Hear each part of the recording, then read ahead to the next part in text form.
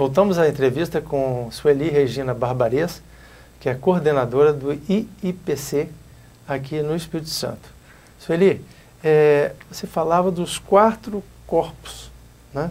Você estava explicando a diferenciação da conscienciologia, das técnicas, da ciência, do que diz as religiões. Isso. Então, uma das premissas do paradigma consciencial, que estuda a consciência, é de que a consciência ela tem 4 corpos ou veículos. Então, por exemplo, quando nós ganhamos um corpo, nós nascemos, viemos para essa dimensão, então nós temos um tempo determinado para podermos colocar em prática o que foi estabelecido extrafísico. Extrafísico, ou seja, no momento em que nós não temos esse corpo físico, estamos numa outra dimensão, nos manifestando com outro corpo, que provavelmente seja o psicossoma, o corpo das emoções. Então, essas outras dimensões, de uma forma, podemos fazer uma comparação, as religiões, elas falam nessas dimensões. Então, por exemplo, o Espiritismo, ele fala do umbral,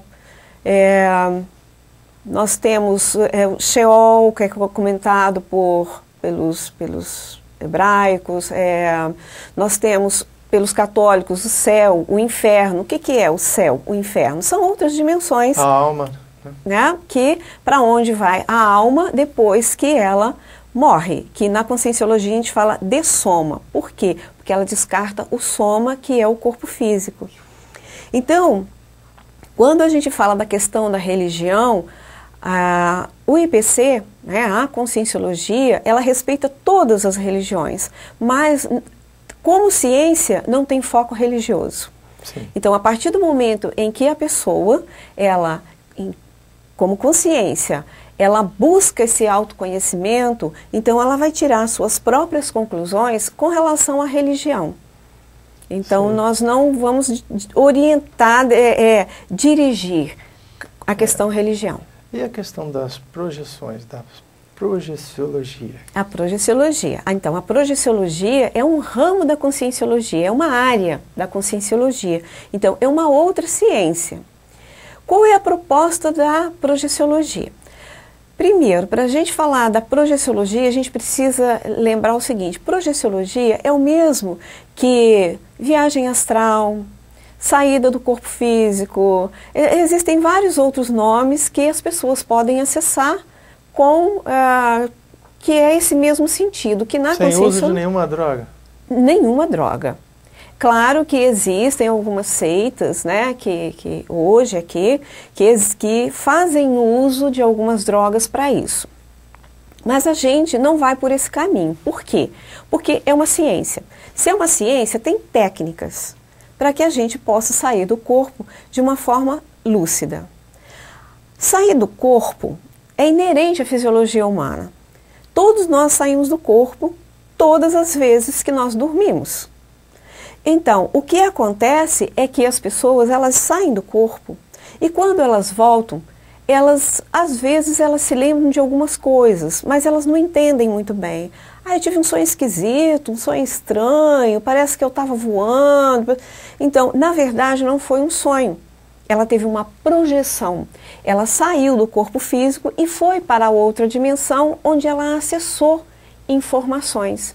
E quando ela voltou, ela se lembrou de algumas coisas.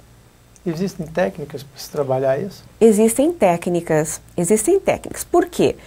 Como eu disse, todos nós saímos do corpo todas as vezes que nós dormimos. Porém, nós saímos de maneira inconsciente. Então, a gente chega cansada do dia a dia, a gente deita e, como costumamos dizer, a gente desmaia pelo cansaço. Então, o que acontece é que saímos do corpo de qualquer maneira. A maioria, então, não aproveita esse momento para se autoconhecer, buscar informações sobre ela mesma numa outra dimensão. Ou seja, sobre vidas que ela já teve, né, que essa é uma continuidade. Então, existe essa possibilidade, porque quem precisa descansar é o corpo físico. A consciência, ela não precisa de descanso. Então, essa esse seria um tipo de uma viagem assistida, né? Por você mesmo. Sim, autodirigida. Porque hoje a gente assiste, mas não participa, não traz isso para o momento em que você está conscientemente acordado. Isso. Então, quando nós dormimos, saímos do corpo de maneira inconsciente, então é como se a gente estivesse dormindo fora do corpo. E a proposta é que a gente saia de forma lúcida, aplique técnicas, né? Você vai fazer um auto-relaxamento, você vai aplicar técnicas para sair do corpo de forma lúcida. Então, assim, você perceber, olha, eu estou saindo do corpo, você sai do corpo, você olhar e ver o seu corpo deitado na sua cama e você fora dele. E a partir daí... Isso não é um pouco apavorante para as pessoas, com todos os conceitos religiosos que elas têm? Sem dúvida, sem dúvida. Por quê? Porque as pessoas, elas não conhecem esse fenômeno da projeção, o fenômeno que é você sair do corpo, que é uma coisa natural. Todos nós saímos do corpo, homem, mulher, bonito, feio, não importa a raça, todos nós saímos do corpo. Então, isso causa um certo medo. E a consciência não envelhece, né? Não, a consciência ela é multimilenar, ela não envelhece. O que faz a diferença na consciência é a evolução. Porque a partir do momento em que eu me dou conta de que eu sou uma consciência, eu não me manifesto só nessa dimensão, eu me manifesto em outras dimensões. O que eu faço serve de exemplo para os meus colegas de trabalho, serve de exemplo para os meus filhos, serve de exemplo para as pessoas que passam na rua muitas vezes, serve de exemplo também para outras consciências como nós, que estão numa situação diferenciada porque elas estão sem um corpo físico. Ou, como as pessoas costumam dizer, elas estão mortas. Elas, na verdade, elas não estão mortas. Elas continuam vivas. Só que elas não têm o mesmo corpo que nós temos, esse veículo que é o corpo físico. Elas não têm. As pessoas, normalmente, a gente tem algumas pessoas que a gente conhece, estão sempre reclamando de muitas coisas, parece que as coisas todas atingem a ela. Elas são culpadas disso mesmo? É complicado para a gente dizer sim ou não, mas...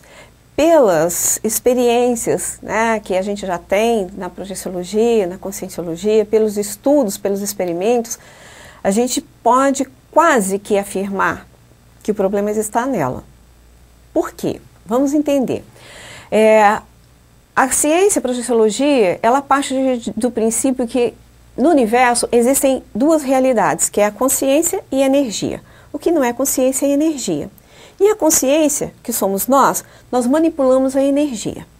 Se nós manipulamos a energia, então nós podemos fazer com que as coisas fiquem bem ou mal o que está do nosso lado. Por quê? Todo pensamento gera um sentimento que gera uma energia.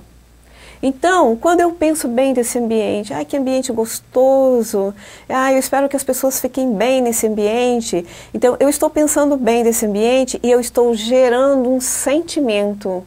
Você cria uma probabilidade maior de sucesso, de harmonia, né? Exatamente. Então, esse sentimento, ele vai gerar uma energia.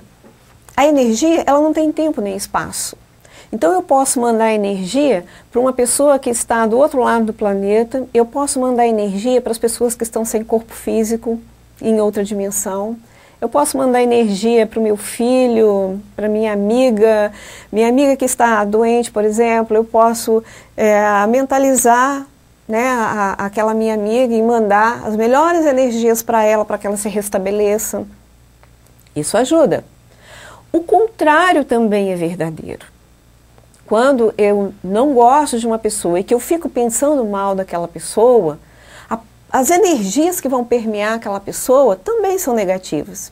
Ela vai se sentir mal, ela vai ficar mais irritada ainda, mais incomodada, mais azeda, como a gente costuma dizer. Isso vai repercutir em quem? Em todas as pessoas que estão ali do lado dela. Certo. Então nós como trabalhar isso, tanto para receber como para emitir energias. Nós vamos ao último bloco, voltamos já com a nossa entrevista. Fique conosco.